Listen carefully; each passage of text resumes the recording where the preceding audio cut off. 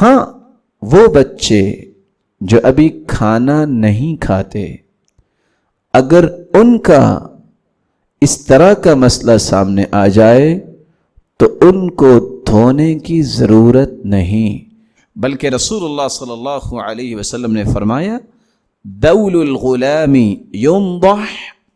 وبول الجاریۃ یغسل۔ اگر بیٹا ہے اور ابھی کھاتا کچھ نہیں، صرف دودھ پیتا ہے، ایسا بچہ اگر یورین پاس کرتا ہے تو اس کے یورین پہ آپ چھینٹے لگائیں گے پانی کے، اس کو دھویا نہیں جائے گا۔ وَبَوْلُ الْجَارِيَةِ يُغْسَلْ، ہاں اگر بیٹی ہے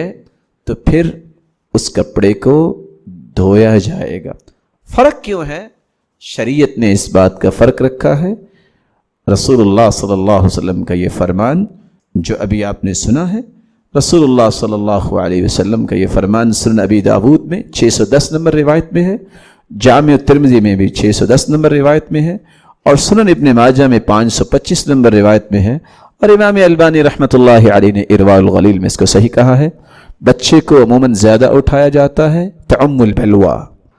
تو مشقت کو دور کرنے کے اللہ نے حکم دیا، اس کے مقابلے میں بچی کو زیادہ نہیں اٹھایا جاتا تھا۔ بچہ جب یورین پاس کرتا ہے تو ہو سکتا ہے کہ اس کا یورین بکھر جائے، جس وجہ سے مشقت کی وجہ سے شریعت نے حکم دیا کہ اس پہ چھینٹے لگائے جائے، جبکہ اس کے مقابلے میں بچی کی یہ کیفیت نہیں ہوتی۔ اور آج کل تو اس حدیث کی صداقت تو ہے ہی ہے، لیکن ڈاکٹرز بھی یہ بیان کرتے ہیں کہ وہ رطوبت جو اللہ تعالیٰ کی مشیت ہے جو بچی کے یورین میں ہے وہ بچے کے یورین میں نہیں، اس لیے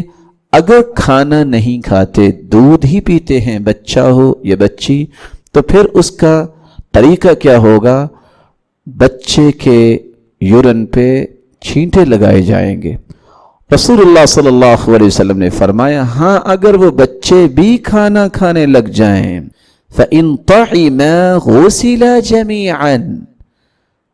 اگر دودھ کے ساتھ کوئی اور خوراک بھی لینا شروع کر دے تو پھر دونوں کے پیشاب پہ چھینٹے لگائے جائیں گے، چھینٹوں کی بجائے دھویا جائے گا، اس وقت تک پاکیزگی نہیں ہوگی۔